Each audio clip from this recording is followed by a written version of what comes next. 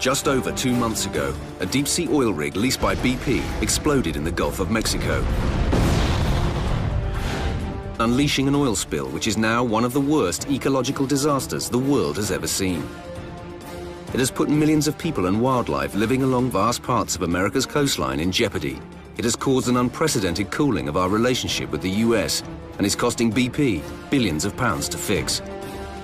But how exactly did this catastrophic event unfold? This is the untold story of the first 36 hours of the disaster.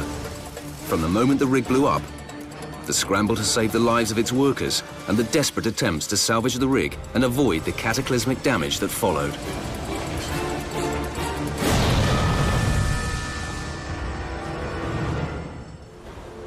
The Gulf of Mexico is a vast, oil-rich basin in the Atlantic Ocean that produces over a quarter of America's ever-increasing need for fuel. 40 miles off the coast of Louisiana is the site of semi-submersible oil rig Deepwater Horizon. Shortly after 10 p.m. on the 20th of April, disaster struck the Deepwater Horizon when it suffered a massive blowout. 126 people are on board. Many are asleep. One of them is rig worker Chris Choi. I heard the first explosion, and I sat up and sat on the edge of the bed, just wondering what it was. That's when the second larger explosion went off. I mean, I just remember being just scared to death. Chris leaves his room, walking into a deep-sea rigger's worst nightmare. First thing I saw, the ceiling was on fire. There's a walkway right above me. That walkway was on fire. So I turned around to go back to the front of the rig, and that's when I saw the flames. As soon as I saw that, I knew there was no way we were going to put it out. We were just going to get off of there, I was sure. I kept thinking well, we're all dead. I hadn't seen anybody until this point. I didn't know if I was the only person still on the rig or what. I run back to the front.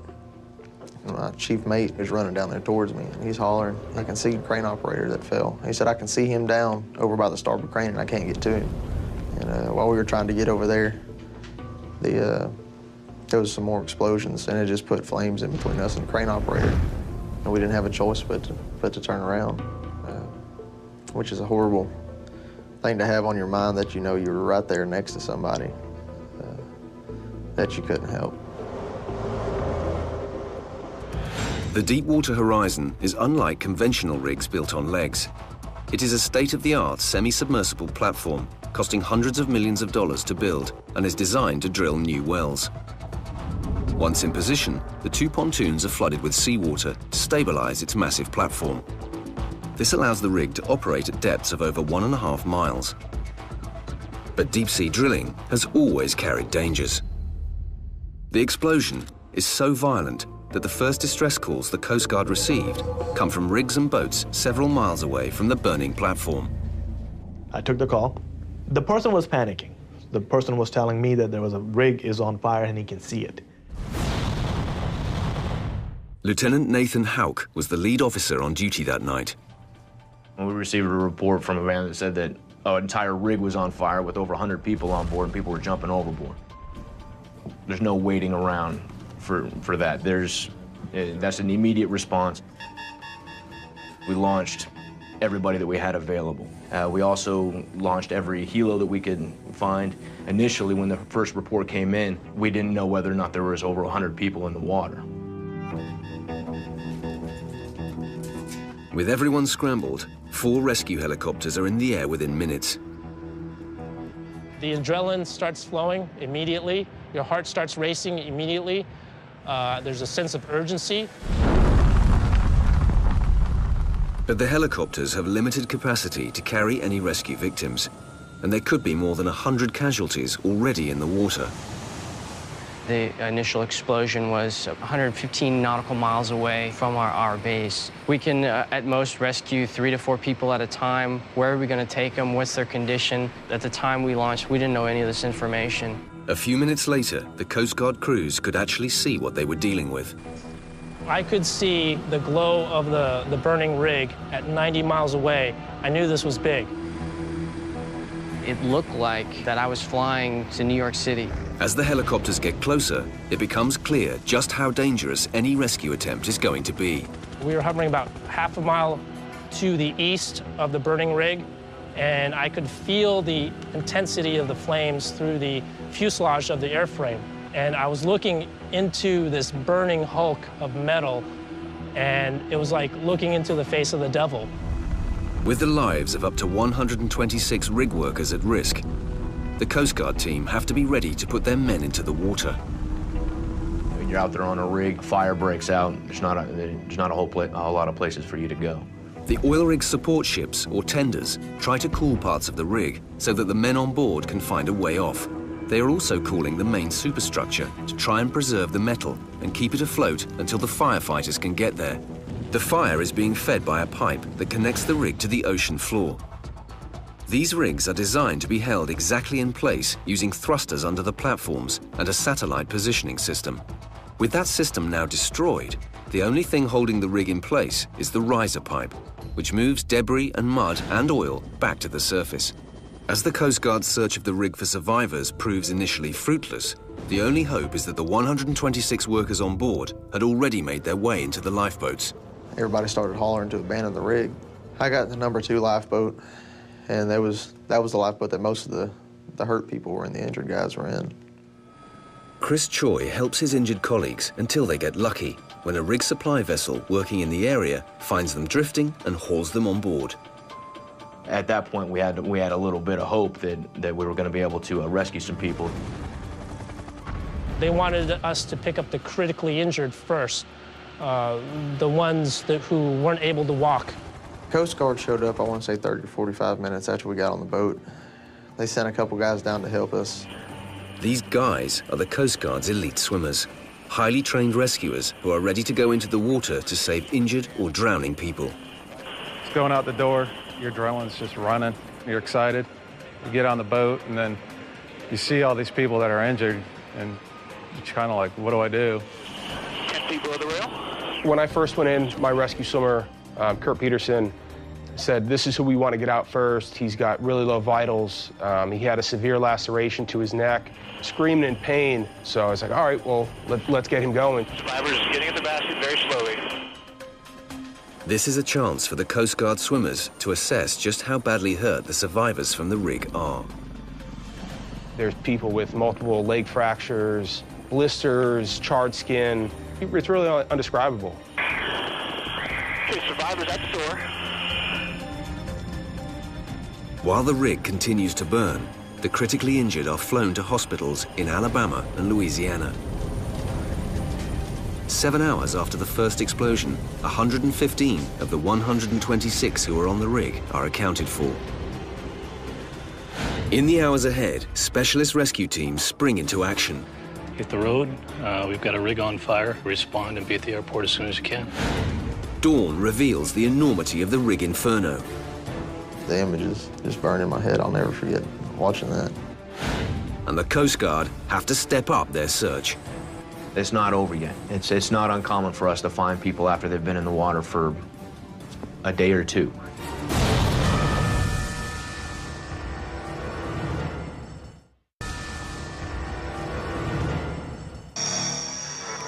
Developing story to tell you about this morning. The Coast Guard is searching for at least 11 missing oil rig workers off of the coast of Louisiana. They vanished after an explosion last night. Search teams are hoping that they are on lifeboats in the Gulf of Mexico. 8 hours since the Deepwater Horizon oil platform exploded off the American coast, the massive oil fire continues to hold the firefighting teams at bay and stop them from getting on board. The only thing keeping the floating platform in place is the riser waste pipe. If this snaps, the rig could start bleeding oil into the Gulf of Mexico. Specialist teams are now desperately needed. There's 1,000 bits and pieces that compile a mobilization of any sort, especially a major one in this regard. You've got to get people in motion, and you've got to get equipment in motion so that no time is wasted on the emergency. The salvors face a 400-mile journey from Houston to the Louisiana coast before they can board a boat out to the rig.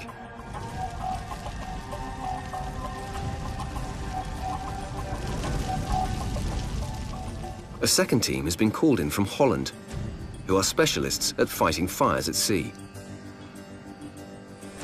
No one knows how long the rig can survive the fire and stay afloat. Salvage expert James Waite is the first to get the call to put together an advance party. An experienced offshore firefighter, Waite has also been a sea captain for 17 years.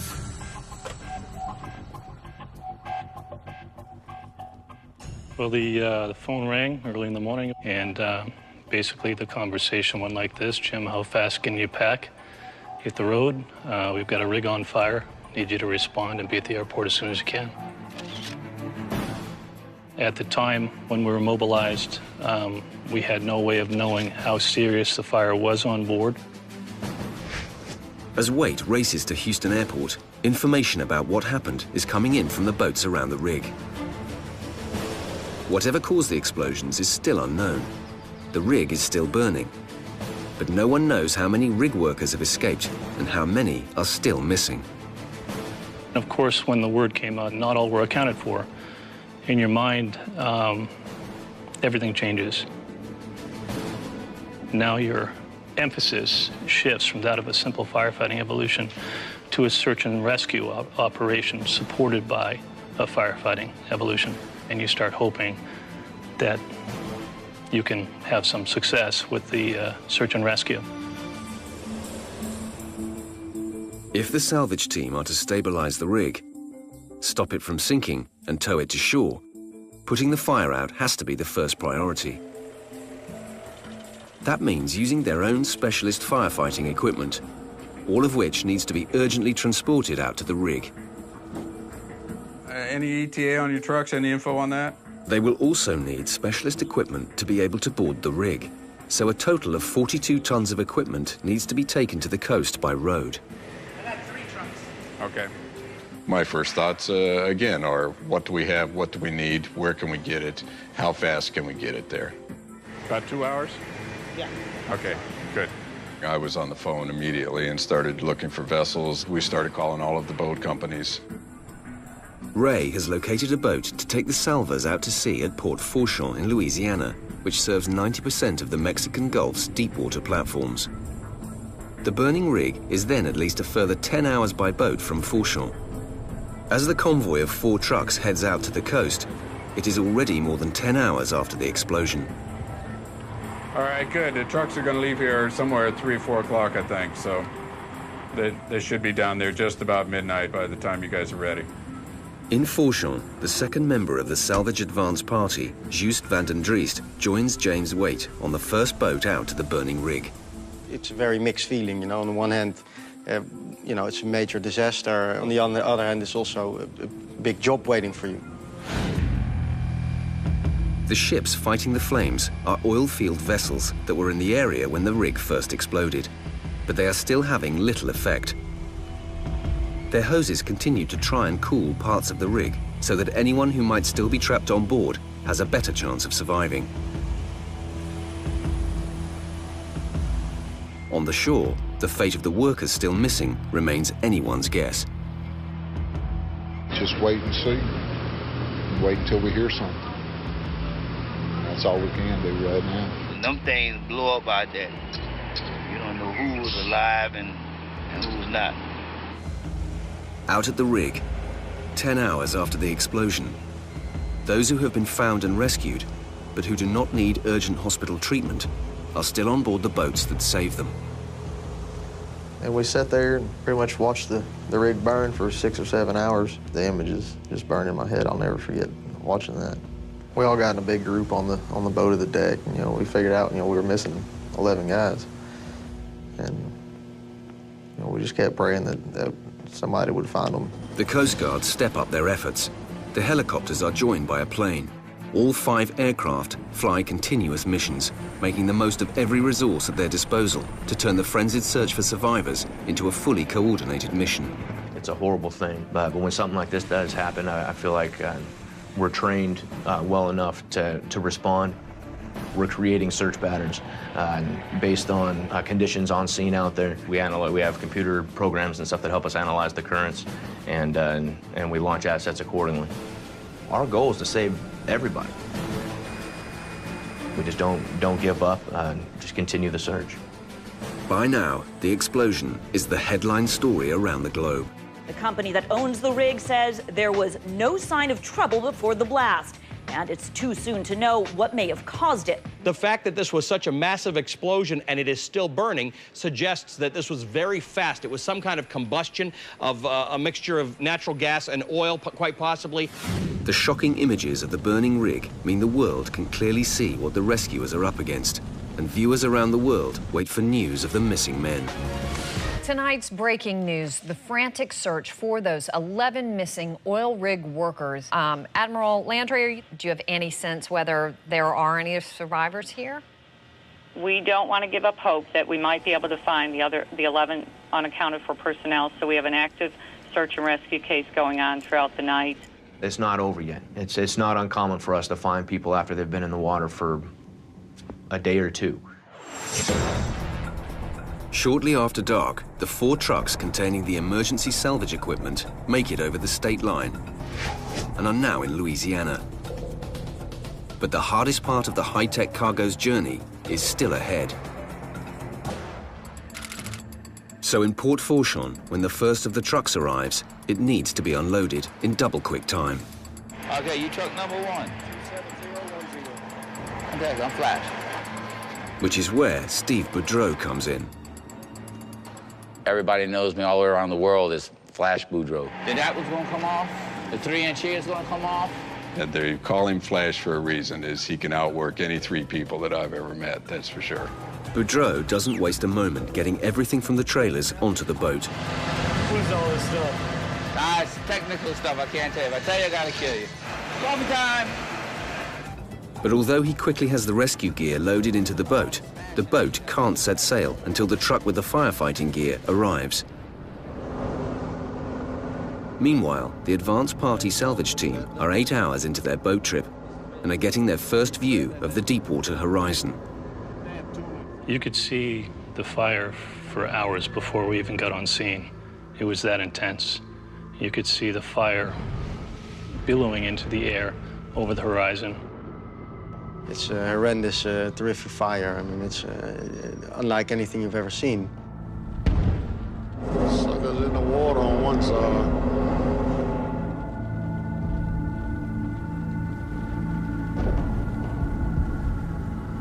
So you see a huge structure. It's about a football pitch that big, and the flames are about, I think, about 200 feet up in the air. So it's huge. Both Juiced and James are now realizing that it's unlikely that anyone else survived the initial blast. Emotionally, what's going through your head, it's kind of hard to explain, but there's a real connection amongst people that go to sea. And when you know that there are souls that are left unaccounted for, you can't help but feel it. And it impacts how you fight the fire. How to extinguish the fire is still the burning question for all the rescue workers. Despite continuing efforts, the flames are showing no signs of relenting. As the world watches every moment of their progress, the fire on the rig is being fueled by oil flowing up the riser pipe from the seabed. It began with a powerful explosion less than 24 hours ago. A column of flames shooting into the night sky over the Gulf of Mexico. At last word, the oil rig still was burning and could topple into the water at any moment. The source of that fire is predominantly coming from the wellhead itself. It's crude oil that is leaching from this wellhead. And as long as that crude is leaching, we're going to continue to see that fire. Shutting down the source of the fuel means working up to a mile below the ocean surface. And what we're doing now is they've got a remotely operated vehicle, a subsurface vehicle, that can work to secure that source, to plug that wellhead, if you will. ROVs are remotely operated underwater robots.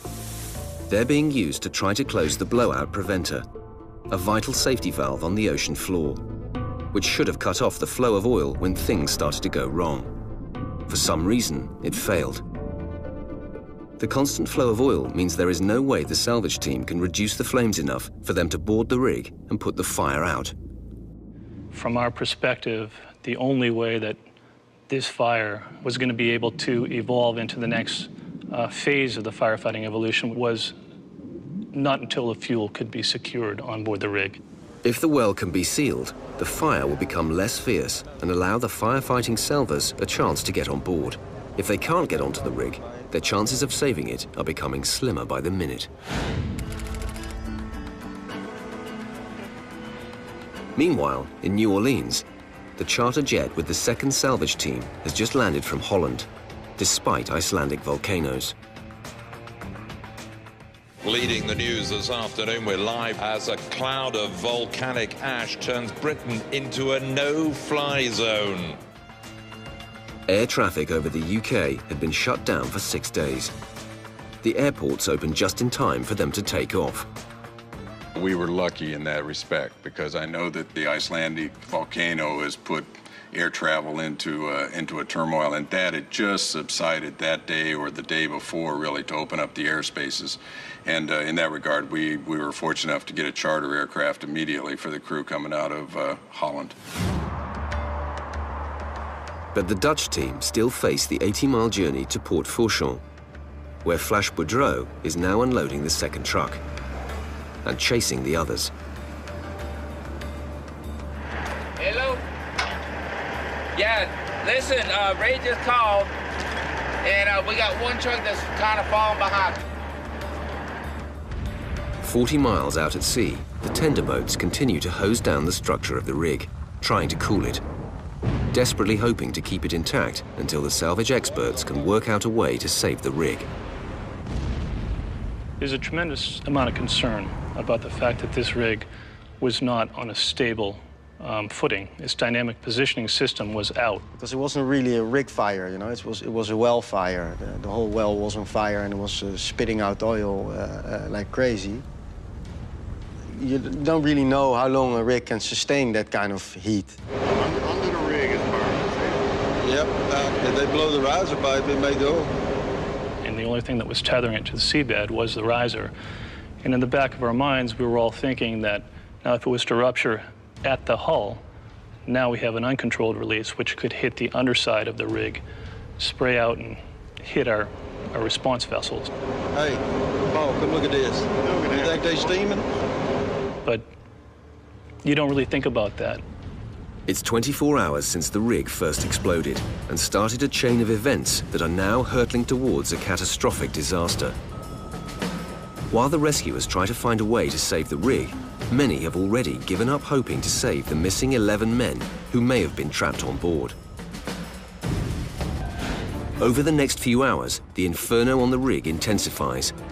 You start hearing explosions. You hear them all through the night. The Coast Guard refused to give up their search for the missing men. You just keep trying. You just keep going. You give it 100%. And the salvors fear they are fighting a losing battle. Just listening to this rig, you were listening to a ship die.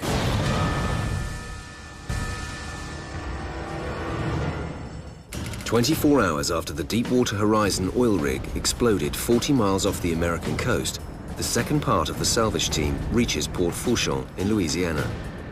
Their advance party has already closed in on the rig, where the uncontainable fire is being fed by oil coming up a pipe from the seabed. The game plan is to get everything loaded up and then proceed out. And we'll see what we got left when we get there. The one issue is time. You need to shut down the gas supply as quickly as possible. Yeah, we'll put that third one there. He said we can have that open. If they cannot, then it's going to be a more complicated situation.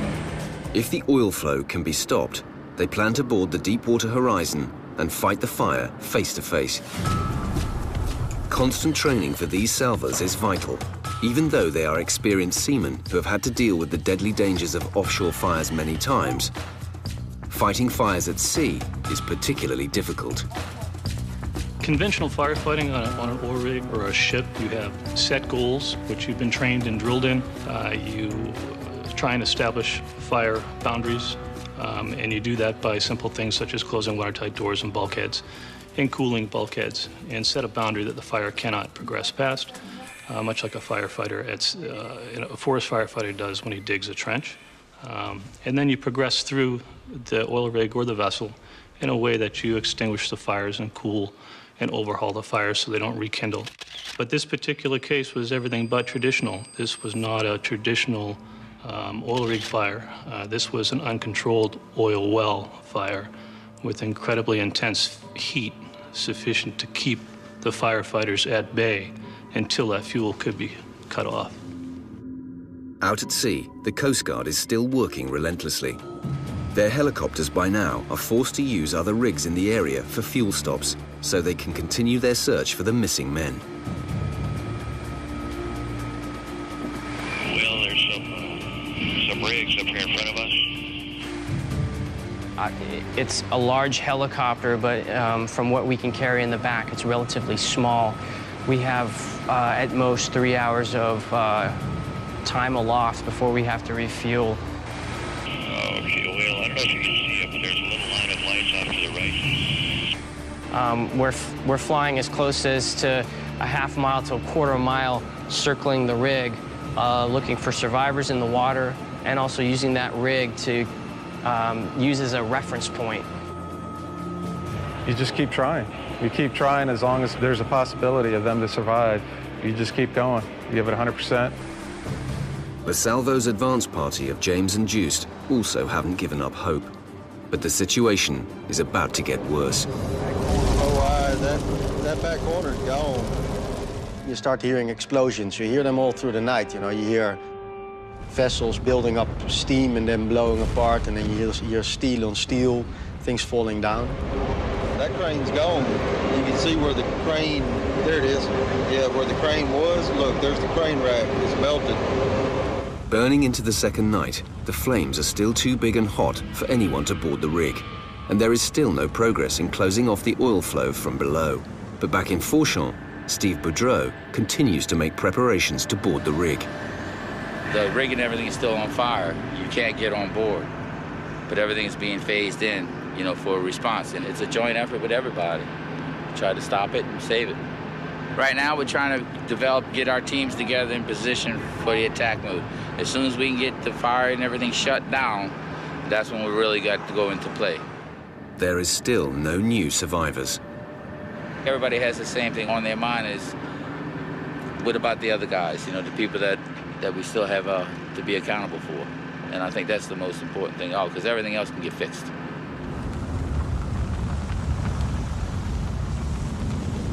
The Deepwater horizon has now been burning for almost 30 hours.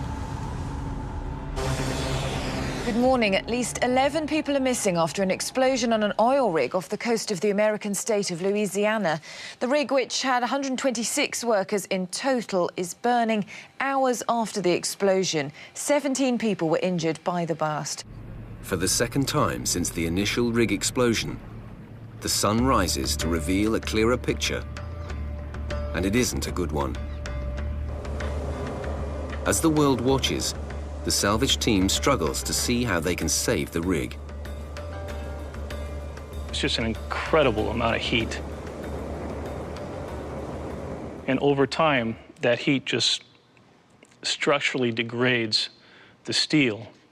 And that was very evident when the sun came up, that there had been some serious degradation of the structural integrity of the rig. And you could actually see what used to be incredibly stout steel sagging like a clothesline. You could see steel structures that were blazing cherry red. Feel the heat from it now. Early in the morning, the explosions on board, they started to become more frequent, and you hear the fire roaring, and when you hear all these big steel structures falling down and collapsing, it's an overwhelming type of sound. Back in Port Fourchon, the specialist firefighting equipment shipped from Houston has arrived. All those boxes come, the hydraulic hoses come. Flash Boudreau now has to get the gear onto the salvage boat, knowing time is fast running out. We got a job to do. We have to be there. You know, people are waiting. When it all goes together good, it makes everybody, the team, look good. You don't mind? All the way over there by that basket.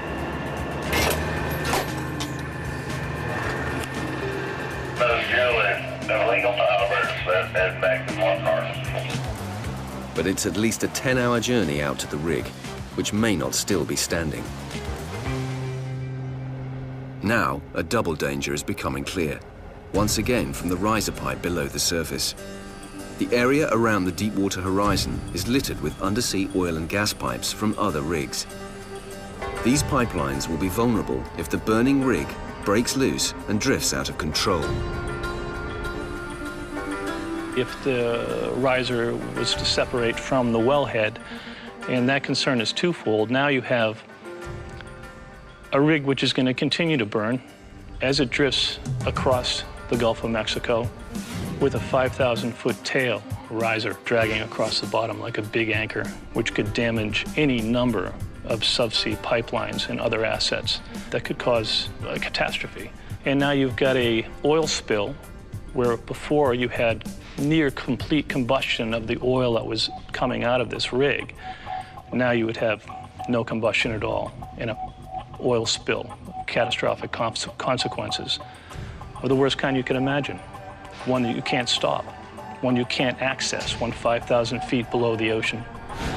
Engineers using the remotely operated vehicles are still trying to close the blowout preventer valve and shut down the flow from the oil well. None of us said it, but we all had a very sinking feeling in our hearts that if they didn't get the oil secured, if that shear cut of the riser was unsuccessful and it went on for much longer, that our chances were rapidly decreasing that we'd be able to save the vessel.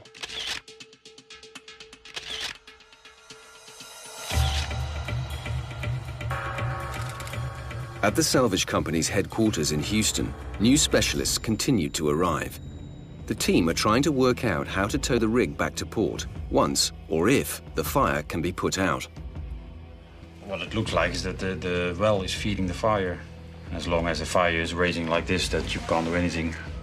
The failure to stop the flow of oil is starting to make those involved in the rescue realize an even bigger disaster might be on the way.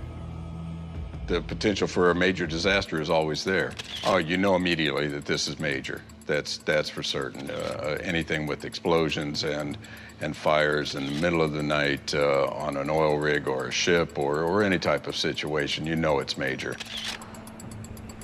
On shore, along the entire Gulf Coast, residents and fishermen from 4 American states are also beginning to fear the worst.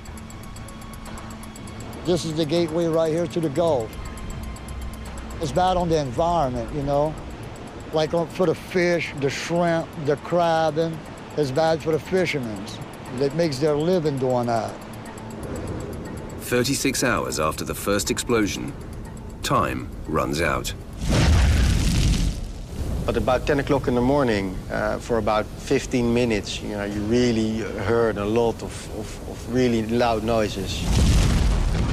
So we knew it was something was going wrong.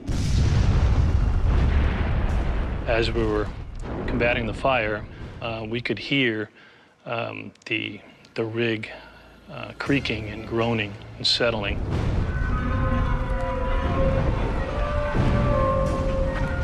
And during that period of time, there was multiple explosions, some of which was propelling debris up in the air. Just listening to this rig, you were listening to a ship die.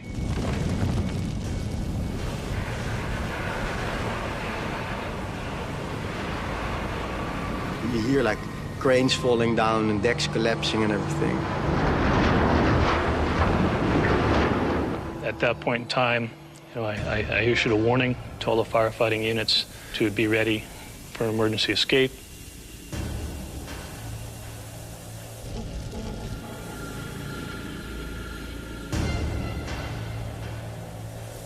Then when at 10:15 the list started changing, you started to see it changing rapidly. And from my vantage point on the stern, which was directly in eye shot of the lowest point, we could see the aft starboard corner starting to slowly drop into the sea.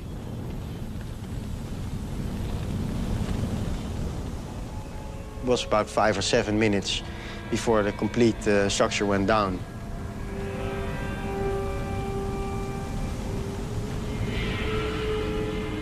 We started to back off, and by 10:22, she was gone.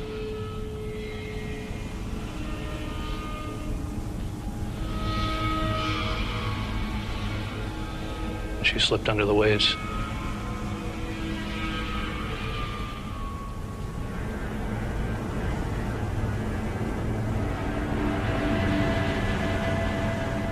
That's a pretty indescribable moment. You see it going down after, these vessels have been fighting the fire for 36 hours and, everybody doing their best to save this.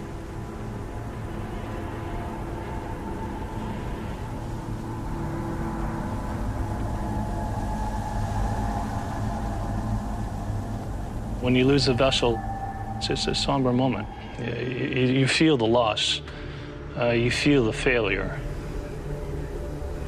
I think, unfortunately for us, we were fighting a losing battle from the start.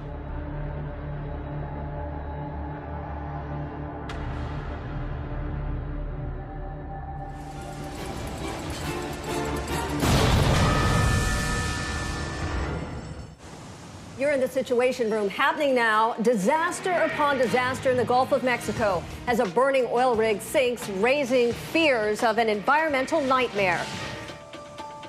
When the Deepwater Horizon sank almost a mile to the ocean floor, there was no sign of any oil coming from the wellhead or the riser pipe. But the fire from the sunken rig continues to burn off the oil still on the surface of the sea. And the salvors are becoming concerned that the drama is not yet over, and that the well might not be fully sealed.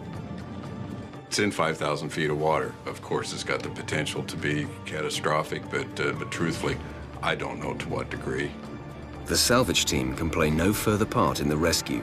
Their job ended when the rig sank. For all the offshore specialists, it's a depressing moment. Some of them turn back before they even reach the scene. It's very sad to see such a piece of equipment go under. So there's no point in going out there.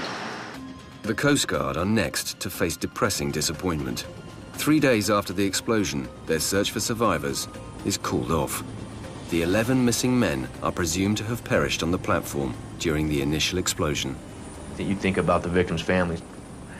You have to maintain professionalism and make sure that you are doing your job well and stuff, but it's impossible to separate yourself from the human aspect of what's going on, the seriousness that there were 11 people unaccounted for. As the enormity of the tragedy is still sinking in, crude oil from the depths of the Gulf starts to appear on the surface, forming a spill that quickly turns into the biggest offshore oil pollution emergency America has ever seen. Upon exiting the channel, we'll be heading on a course of 260. Once again, the Coast Guard are back in the front line, as an armada of ships rushes to try to stop the oil from devastating the entire area.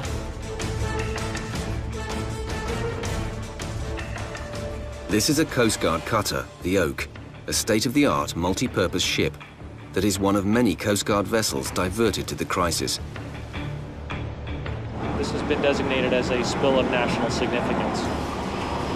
The latest imagery seems to show it somewhere in the area of 30 to 40 miles offshore.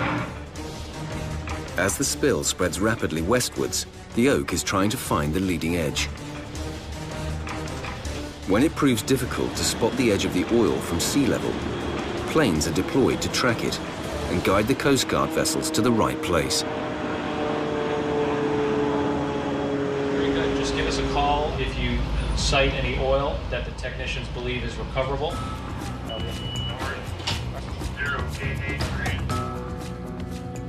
We're gonna slow down come DIW and we're gonna put the arm out. The Oak is fitted with special equipment that can remove crude oil from the surface of the sea. Never done this before. We've just done annual training for it, so there's going to be a few growing pains, hopefully nothing too major, but it'll be nice to actually see this equipment put into use and actually recover oil. The ship has a massive pump which sits on the water and skims the oil into a huge bladder, which the Oak tows alongside. The skimmer itself is pretty simple. It's called a weir skimmer. Only the very top surface of the water, where the oil is allowed to spill over inside. And at the bottom of that dish is a little container that grabs the oil. It gets pumped out through a tube, across the ship's deck, and into the bladder, which will hold all that oil. This is the first time they have used the Oak to clear oil, but pressure for results is growing as the Deepwater oil spill continues to dominate international headlines. Meanwhile, 42,000 gallons of oil a day escaping into the Gulf of Mexico. It's already formed a slick measuring hundreds of square miles, and as the oil moves towards the coast, it's threatening marshes, beaches, and wildlife in 4 states.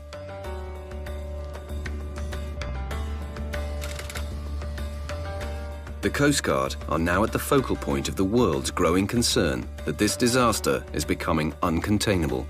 We've called this press conference, as we have every day, to give you the latest information on the Deepwater Horizon incident. The world is also monitoring the oil industry's efforts to stop the flow of oil from the seabed. No one knows exactly how much oil is spewing into the Gulf Basin, but within a few days, it's estimated to be as much as 1 million liters a day. As the spill continues unstemmed, NASA satellites reveal a giant slick the size of Jamaica. Thousands of rescue workers are attacking the oil on all fronts, using planes to drop dispersal agents, burning it, and putting out booms around the coastline to protect the wildlife and beaches, while engineers keep working a mile below the surface to try and cap the flow. 30 miles from shore, the crew of the Oak see firsthand how the oil has started to affect the diverse range of creatures that live in the sea. So, took a sharp turn to port so that we didn't kill a little turtle. We're out here to save the environment, so if we catch a turtle in the process of saving the environment, I guess we're not really doing our job.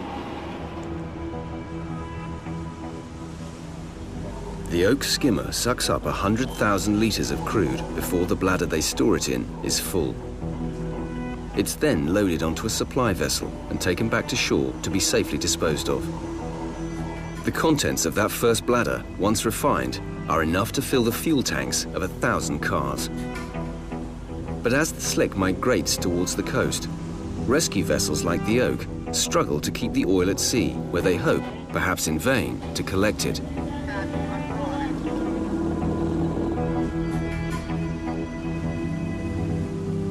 In the first 4 weeks after the disaster, the Oak has collected over 1 million liters of crude oil.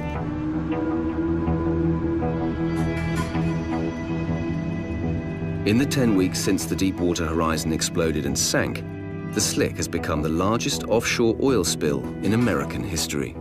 The disaster has touched many millions of lives and threatened or damaged mile after mile of coastline, and it's still spewing tens of thousands of barrels a day. By the end of June, over 6,000 boats and around 100 aircraft are battling the slick. 36,000 people are fighting to contain it. No efforts have been successful in fully capping the well. And BP have recently promised the US people that they will deliver a cleanup program that will cost more than $20 billion and last more than a generation. We've a whole host of Hollywood A-listers for you next tonight on 5. Samuel L. Jackson, Eva Mendes and Ed Harris star in our movie premiere of the crime thriller Cleaner.